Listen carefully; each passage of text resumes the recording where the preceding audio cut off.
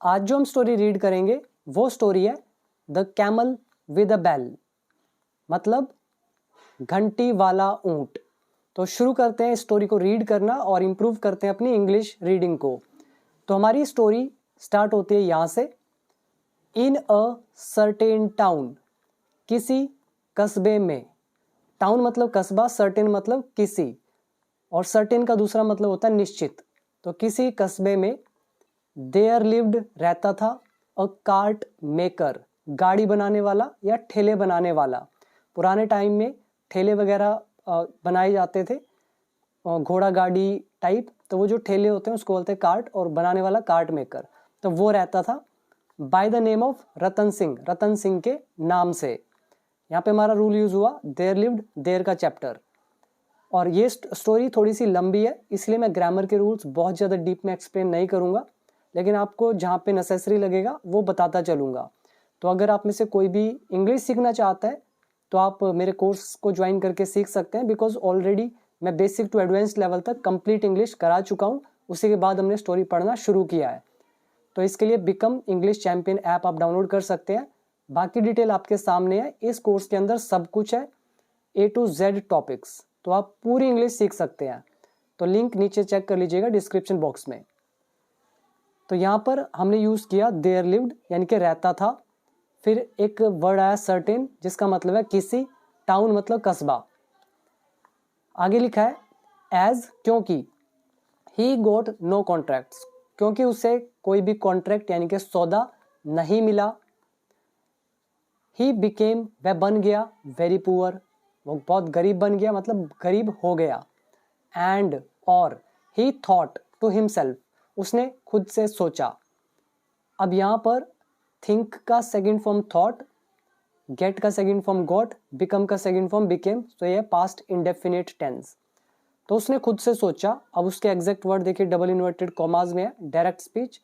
उसने कहा to help with this poverty, मतलब हाय ये गरीबी, या फिर ऐसा कहो भाड़ में जाए गरीबी। ऑल द अदर पीपल, दूसरे सभी लोग, इन दिस टाउन, इस कस्बे में, आर इंगेज्ड, वो व्यस्त है या फिर वो लगे हुए हैं। इंगेज्ड का मतलब होता है बिजी होना, संलिप्त होना, या फिर उस काम में डूबे हुए होना। तो all the other people in this town are engaged, वो सब लगे हुए हैं इन वन जॉब और द अदर, किसी ना किसी नौकरी में। बट, लेकिन, I don't get any suitable work, मुझे कोई उचित कार्य भी नहीं मिलता है। तो यहाँ पर देखो आप, एंगेज्ड वर्ड यूज हुआ जो कि एडजेक्टिव है, जिसका मतलब होता है लगे हुए होना, संलिप्त होना, बिजी होना। फिर हमने यूज किया वन जॉब और द अदर, इसका मतलब होता है किसी ना किसी नौकरी में। ये पूरा का पूरा एक्सप्रेशन होता है, जैसे हमने किया था समडे और अदर, समवन और अदर, उसी तरह का एक्सप्रेशन है वन जॉब और द अदर। नेक्स्ट, पॉवर्टी मतलब गरीबी हो गया। थिंक का सेकंड फॉर्म थॉट, और कॉन्ट्रैक्ट्स मतलब सौदा, जैसे किसी को सौदा मिलता है कि आपको 10 गाड़ियां बना के देनी है, वो हो गया एक कॉन्ट्रैक्ट। तो इसमें ये सारे वर्ड हमारे यूज हुए। फिर क्या होता है एवरीबडी एल्स, मतलब हर कोई, जो भी बचा। ऑन्स, उनके पास है, ये हो गया वर्ब की फर्स्ट फॉर्म, ये एस लगा हुआ है, present indefinite. So everybody else, else लगा रहा है कि उसको छोड़ के, तो सभी के पास क्या है 4 स्टोरेड बिल्डिंग्स, 4 मंजिला इमारतें हैं। वाइल, जबकि, I don't have even a proper home to live in, मेरे पास तो एक प्रॉपर होम भी नहीं है रहने के लिए। यहाँ पे आ रहा है इवन, जिसका मतलब है भी, और वाइल एक कनेक्टर है जिसका मतलब है जबकि। What is the use of staying hair, यहाँ पे स्टे करने का मतलब ठहरने का क्या फायदा है। यहाँ तक आपको अच्छे से समझ में आ गया होगा सब कुछ। वाइल मतलब जबकि, इवन एम्फेसाइज जोर देने के लिए यूज किया जाता है, जिसका मतलब है भी। 4 स्टोरेड मतलब 4 मंजिला, और स्टे मतलब ठहरना। तो यही था हमारा। और इसके अंदर ये जो वाइल के बाद सेंटेंस है आई don't have even a proper home, ये हमारा पोजेशन का लेसन है। फिर ये हमारा एक लेसन किया था हमने नो यूज वाला, उसका ये पॉजिटिव सेंटेंस है। और ये एवरीबडी एल्स ऑन्स ये प्रेजेंट इंडेफिनिट, ऑन का मतलब होता है मालिक होना किसी का। तो आगे आ जाइए नेक्स्ट पैराग्राफ। एंड सो, और इस तरह, the cart maker and his family, ये जो थे, लेफ्ट, इन्होंने छोड़ दिया, द टाउन, कस्बे को, टू सेटल, बसने के लिए, समवेयर एल्स, कहीं और। समवेयर मतलब कहीं, समवेयर एल्स मतलब कहीं और। ऑन द वे, रास्ते में, विल्स्ट यानी कि जबकि या फिर जब, तो रास्ते में जब, they were still deep in the jungle, वे जब जंगल की गहराई में थे। द सन सेट, सूर्य छिप गया, सेट मतलब छिपना, सेकंड फॉर्म भी रहती है सेट की, सेटी। तो दे वर स्टिल डीप, वे डीप थे मतलब गहराई में थे जंगल की, तो सूर्य छिप गया, और विल्स्ट मतलब हो गया जब या जबकि। सडनली, अचानक से, द कार्ट मेकर सॉ, गाड़ी बनाने वाले ने देखा, अ फीमेल कैमल, एक ऊंटनी देखी उसने, सफरिंग फ्रॉम पेन, जो पेन से जूझ रही थी या पेन से पीड़ित थी। शी हैड बीन लेफ्ट, वह छूट गई थी, बिहाइंड, पीछे, बाय अ कैरेवन, कैरेवन का मतलब हो जाता है झुंड। जैसे आपने देखा है एक पूरे लाइन में, झुंड में, या तो गाय होती है, कोई भी जानवर है, उनका पूरा बेड़ा चल रहा होता है, उसी को कैरेवन बोलते हैं, मतलब ग्रुप ऑफ एनिमल्स। तो कह रहे हैं she had been left behind, वो पीछे छूट गई थी, बाय अ कैरेवन, अपने उस टोले से या अपने ग्रुप से। यहाँ पे हमने लगाया हैड बीन, फिर लेफ्ट वर्ब की थर्ड फॉर्म, तो लीव बिहाइंड होता है पीछे छूट जाना, तो ये हमारा है पैसिव वॉइस, पास्ट इंडेफिनिट। आगे लिखा है सून, जल्द, शी गेव बर्थ, उसने जन्म दिया, टू अ बेबी कैमल, एक छोटे ऊंट को। द कार्ट मेकर टाइड, ठेले वाले ने या गाड़ी वाले ने बांध दिया, टाई कर दिया, द फीमेल, ऊंटनी को, विद अ रोप, रस्सी से। फैच्ड मतलब उठाया, और शार्प हैचेट, हैचेट बोलते हैं कुल्हाड़ी को, शार्प मतलब पैनी या तीखी, तो उसने अपनी तीखी कुल्हाड़ी उठाई, एंड और, वेंट चला गया, टू कट काटने, फ्रेश टेंडर लीव्स, लीव्स मतलब पत्ते, टेंडर मतलब कोमल, फ्रेश मतलब ताज़ा, तो ताज़ा कोमल पत्ते काटने के लिए वो चला गया। फॉर हर, उसके लिए, टू इट, खाने के लिए। यहाँ पर आप देखो, जैसे हम दूध लेने जाते हैं तो उसको क्या बोलते हैं, फैच करना, जब fetch, go to fetch milk, दूध लेने जाना। ऐसे ही कोई डॉग है और हम एक बॉल फेंक देते हैं और बोलते हैं उसको, डॉग को, कि फैच इट, तो हम बोलते हैं उसको उठाओ, उसको लपको। उसी तरह से फैच और शार्प हैचेट मतलब उसने एक जो तीखी कुल्हाड़ी थी उसको उठाया। टाई मतलब बांधना, सेकंड फॉर्म होगी टाइड, और टेंडर मतलब कोमल, लीव्स पत्ते। सून मतलब जल्द, लीव बिहाइंड इज पीछे छूटना, कैरेवन मतलब उनका झुंड, जानवरों का। सफर फ्रॉम किसी चीज से जूझना, जैसे सफरिंग फ्रॉम कोई भी illness, suffering from fever, suffering from cold, suffering from pain. Deep is गहरा, विल्स्ट इज जबकि, सेटल मतलब बसना, और सेट इज अस्त होना, छिपना। ये इसके अंदर वर्ड है। अभी देखते हैं next. He put them in front of her, तो उसने डाला, पुट मतलब डालना, रखना, देम मतलब पत्तों की बात हो रही है, उसने डाल दिया उन्हें, इन फ्रंट ऑफ हर, ऊँटनी के सामने, एंड स्लोली, और धीरे धीरे, she started feeding on them, तो उसने खाना शुरू कर दिया। तो फीड ऑन समथिंग मतलब कुछ खाना, और स्टार्ट लगा दिया तो कुछ खाना शुरू करना। स्टार्ट के बाद हम आईएनजी तो लगाते हैं, तो उसने खाना शुरू कर दिया। और ज़्यादातर हमारा इसमें पास्ट इंडेफिनिट यूज़ हो रहा है, पुट का सेकंड फॉर्म पुट ही रहता है। ऐसे ही स्टार्टेड यहाँ पर है, सेकंड फॉर्म शी है सब्जेक्ट, तो ये भी past indefinite. Went second form है, फेस्ट सेकंड फॉर्म है, टाइड सेकंड फॉर्म है, तो ये सब है पास्ट इंडेफिनिट। नेक्स्ट मॉर्निंग, अगली सुबह, व्हेन जब, the female camel had partly recovered, partly मतलब थोड़ा सा, तो जब अगले दिन, अगली सुबह, जो ऊँटनी थी वो कुछ रिकवर हो गई थी, मतलब ठीक हो गई थी। रिकवर होता है किसी बीमारी से या तकलीफ से थोड़ा सा रिकवर होना, ठीक होना। तो जब ऐसा हो गया था, the cart maker took her, cart maker उसे ले गया, and the baby, baby camel, इन दोनों को विद हिम, अपने साथ, टू हिज न्यू होम, अपने नए घर। अंडर हिज प्रॉपर केयर, उसकी सही परवरिश में, the female camel fully recovered, जो ये ऊँटनी थी पूरी तरह से ये ठीक हो गई, रिकवर होगी। एंड और द बेबी, जो ये छोटा कैमल था, ग्रू, ये बड़ा हो गया, टू फुल साइज, मतलब बड़ा होकर मतलब पूरा विकसित हो गया। ग्रो मतलब बढ़ना, विकसित होना, ग्रो का सेकंड फॉर्म है ग्रू। फुल साइज नाम से पता चल रहा है मतलब पूरा। आगे लिखा है फॉन्डली, फॉन्ड मतलब क्या होता है, शौक। आपने पढ़ा होगा एक लेसन फॉन्ड ऑफ, मैंने आपको कराया था लेसन नंबर 44। तो फॉन्डली, फॉन्ड से बना फॉन्डली मतलब बड़े लाड प्यार से। The cart maker tied, cart maker ने बांधी, अ बेल, एक घंटी, round the young camel's neck, जो ये जवान कैमल था इसकी गर्दन के राउंड उसने बांध दी एक घंटी। अब यहाँ पे करो वर्ड मीनिंग याद।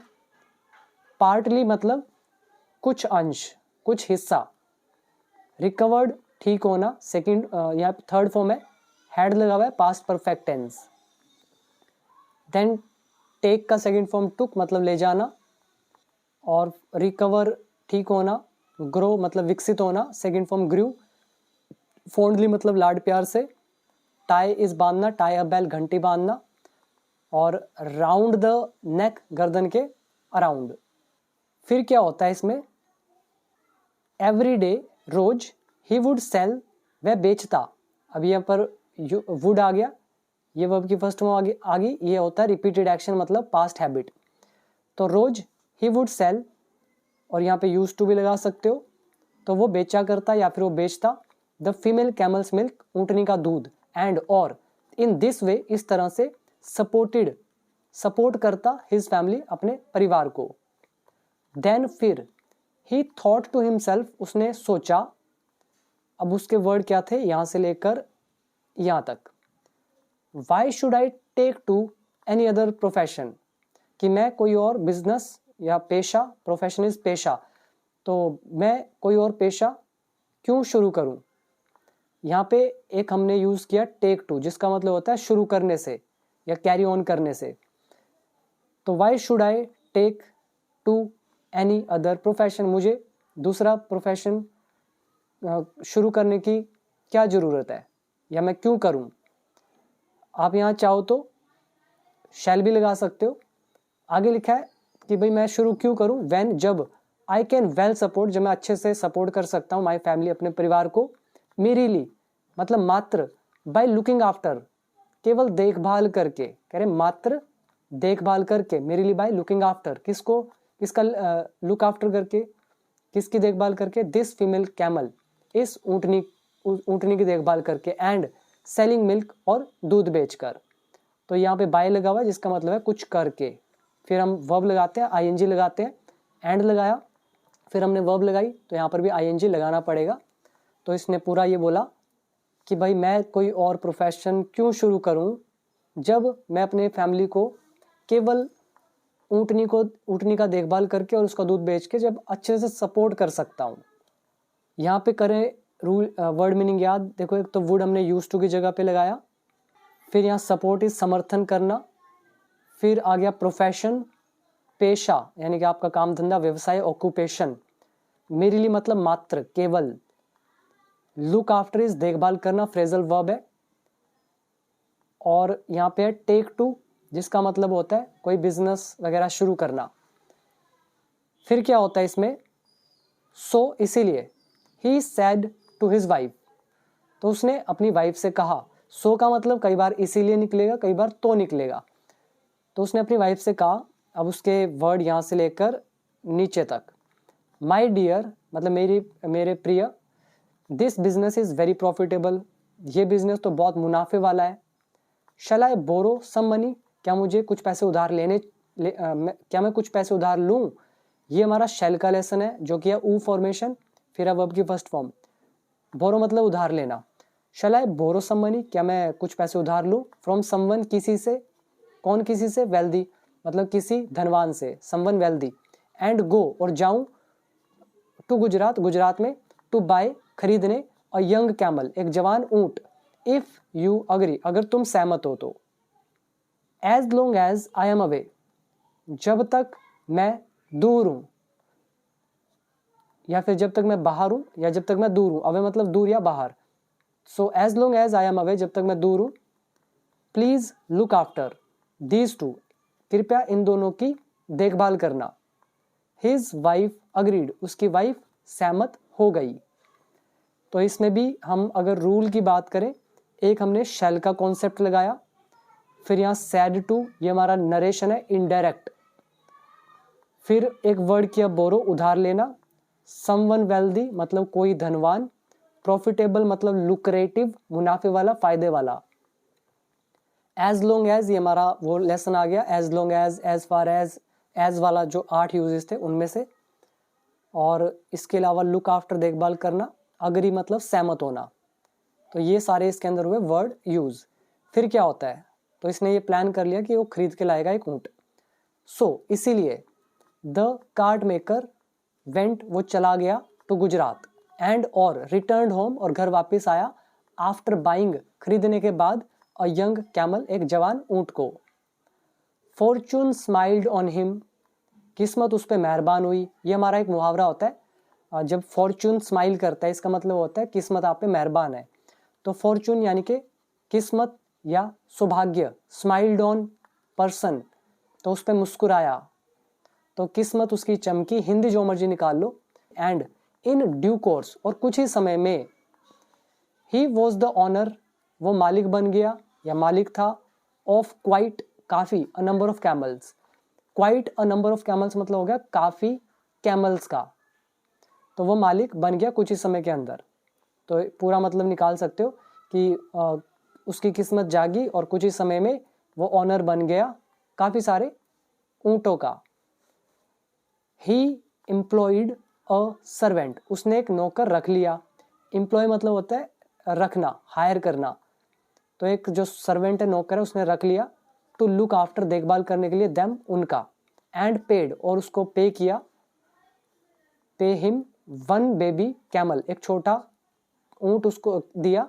एवरी ईयर, हर साल। इन रिटर्न, बदले में। फॉर हिज सर्विसेज, उसकी सेवाओं के लिए। तो हर साल वो उसको एक ऊंट दे देता उसकी सेवा के बदले में, सर्विस के बदले में। यहां पर सर्विसेज का मतलब है सेवाएं।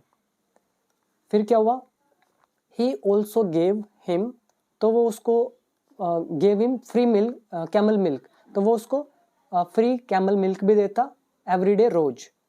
टू ड्रिंक, पीने के लिए। एंड सो, और इस तरह से, द कार्ट मेकर लिव्ड, तो इस तरह से कार्ट मेकर रहने लगा, हैप्पीली, खुशी से। लुकिंग आफ्टर, देखभाल करते हुए, द कैमल्स, ऊंटों का। एंड देयर यंग, और उनके युवाओं का मतलब उनके बच्चों का। एंड सब्सिक्वेंटली, और बाद में, सेलिंग देम, उन्हें बेचकर। तो इस तरह से ये हमारी होगी ट्रांसलेशन। ध्यान से इसको एक बार दोबारा देखना। तो इस तरह से कार्ट मेकर मतलब खुशी से रहने लगा, एक तो लुक आफ्टर करके मतलब देखभाल करके, और बाद में सेलिंग देम, उनको बेचकर, तो वो खुशी से रहने लगा। यहाँ पे सब्सिक्वेंटली मतलब हो गया बाद में, और लुक आफ्टर अगेन वही मतलब है देखभाल करना। और इसमें वर्ड मीनिंग इतना कोई मुश्किल नहीं है, बस हैप्पीली हो गया, खुशी से, और तो कुछ नहीं। फिर क्या हुआ, एवरी मॉर्निंग, हर सुबह, द कैमल्स वुड ग्रेज, जो ऊंट थे वो चरते। अब वुड लगा हुआ है, हैबिट की बात हो रही है, रिपीटेड एक्शन। तो हर सुबह कैमल चरते, ग्रेज मतलब चरना। इन द जंगल, जंगल में। नियर बाय मतलब पास वाले। एंड और, ईट और खाते, टेंडर क्रीपर्स, क्रीपर्स का मतलब हो गया बेल, जो बेल होती है ना उसको बोलते हैं क्रीपर। तो टेंडर मतलब कोमल, तो जो कोमल जो बेलें होती उनको खाते। एंड और, अदर गुड थिंग्स, और अन्य अच्छी चीजें।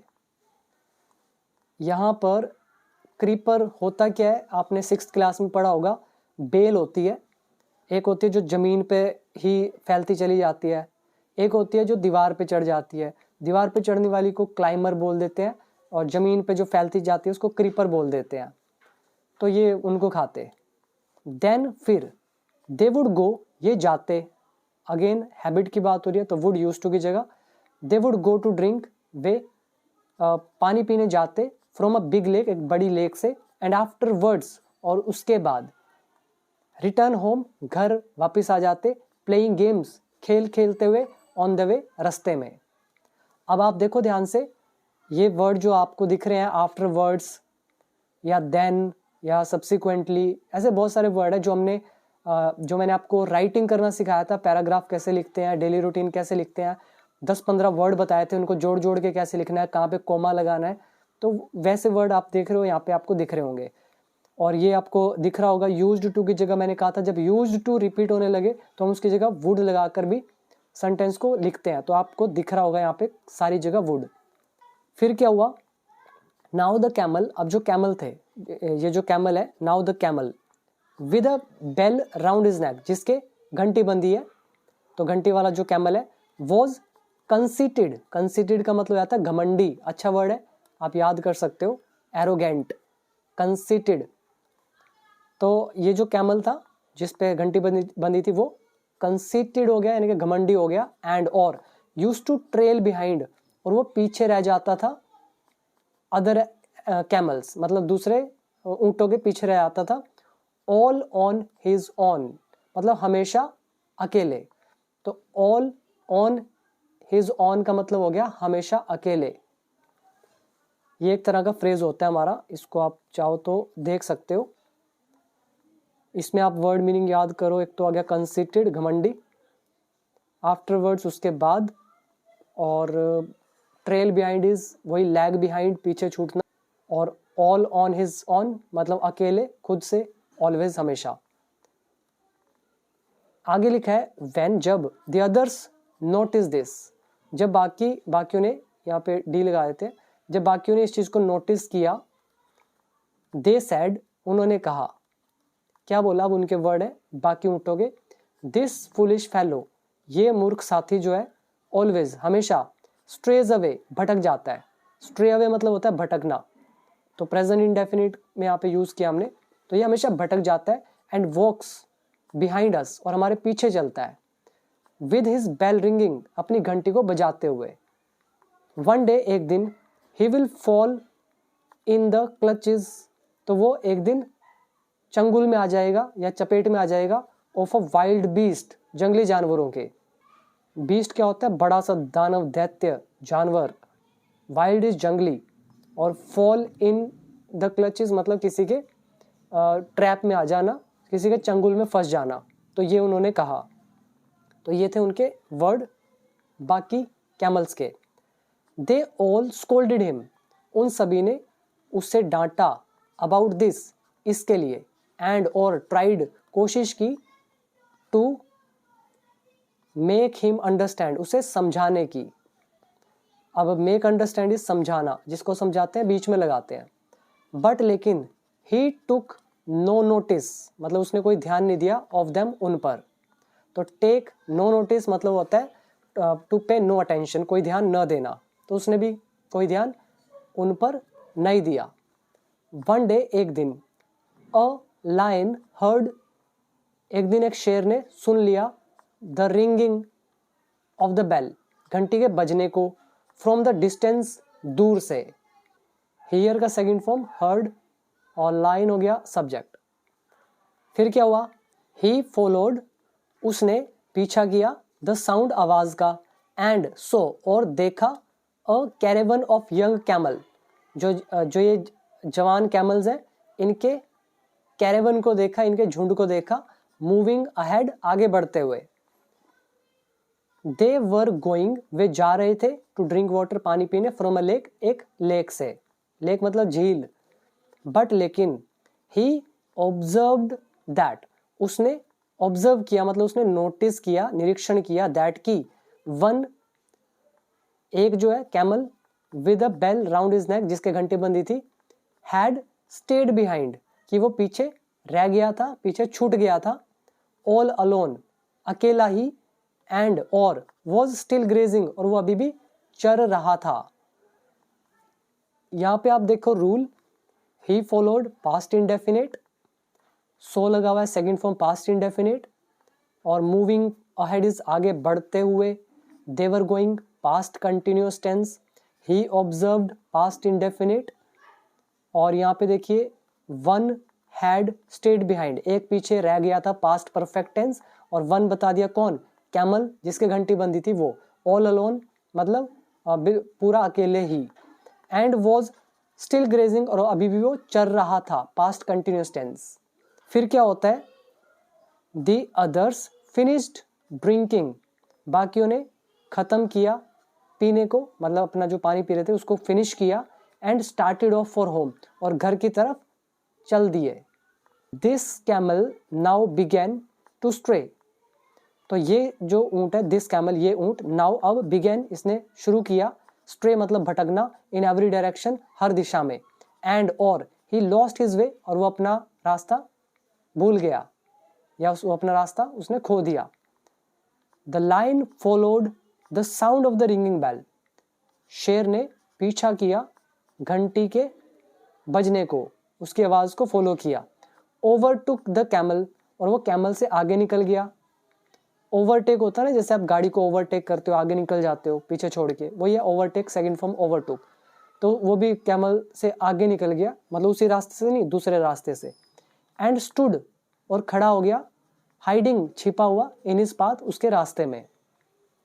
व्हेन जब, the camel came near enough, जब ऊंट आ गया काफी नजदीक, the line sprang at him, तो शेर ने उस पर झपट्टा मारा। स्प्रिंग एट होता है झपट्टा मारना, यानी कि पाउंस अपॉन, सेकंड फॉर्म होगी स्प्रिंग की स्प्रैंग, तो उसने उस पर झपट्टा मारा। Struck him on the neck, और उसका जो गर्दन है उस पर क्या किया, स्ट्राइक किया, प्रहार किया। स्ट्राइक का सेकंड फॉर्म होता है स्ट्रक, हमला करना, तो उस पर हमला किया गर्दन पे, एंड किल्ड हिम, और उसको मार दिया। यहाँ पे पहले वर्ड देखो, स्प्रिंग एट मतलब पाउंस अपॉन झपट्टा मारना, strike on strike on neck मतलब गर्दन पे प्रहार करना, स्ट्राइक का second form struck. Overtake is आगे निकल जाना या पीछे छोड़ना, और स्टूड हाइडिंग मतलब छिपे हुए खड़े होना। लॉस द वे रास्ता भटक जाना, टू स्ट्रे इज भटकना, और स्टार्ट ऑफ फॉर होम घर की तरफ निकल जाना। तो ये थे इसके अंदर वर्ड। अभी देखते हैं इसका मॉरल। तो मॉरल इसका है, और उससे पहले गाइज अगर आप इंग्लिश सीखना चाहते हो तो आप डेफिनेटली मेरा कोर्स ज्वाइन कीजिएगा, आपको पूरी इंग्लिश वहीं से आ जाएगी, कहीं और जाने की जरूरत नहीं पड़ेगी। कंप्लीट कोर्स है with more than 500 video, step by step होगा, बेसिक टू एडवांस लेवल तक। तो मॉरल क्या निकलता है, अ फुलिश पर्सन एक मूर्ख व्यक्ति, हु जो, रिफ्यूज यहाँ पे एस लगा देते हैं, एक मूर्ख व्यक्ति, हु यहाँ पर रिलेटिव प्रोनाउन है, सब्जेक्ट का भी काम कर रहा है, यूज किया गया पर्सन के लिए। तो कैसा व्यक्ति, हु रिफ्यूजेज जो मना करता है, टू फॉलो फॉलो करने से, अ गुड एडवाइस एक अच्छी एडवाइस को, श्योरली कह रहे पक्का ही, कम्स टू ग्रीफ उसको दुख झेलना पड़ता है। तो ये था हमारा इस स्टोरी का मॉरल। उम्मीद करता हूँ काफ़ी चीज़ें आपने यहाँ से सीखी होंगी। तो कैसी लगी स्टोरी कमेंट करके जरूर बताएं, और इस तरह की और वीडियोस के लिए चैनल को सब्सक्राइब कर लें, बेल आइकन प्रेस कर दें, और पिछली सभी वीडियोस भी वॉच करें, आपको बहुत फ़ायदा होने वाला है। तो चलिए अब मिलते हैं अगली एक और इंटरेस्टिंग स्टोरी में। अभी दीजिए इजाज़त। Thank you so much.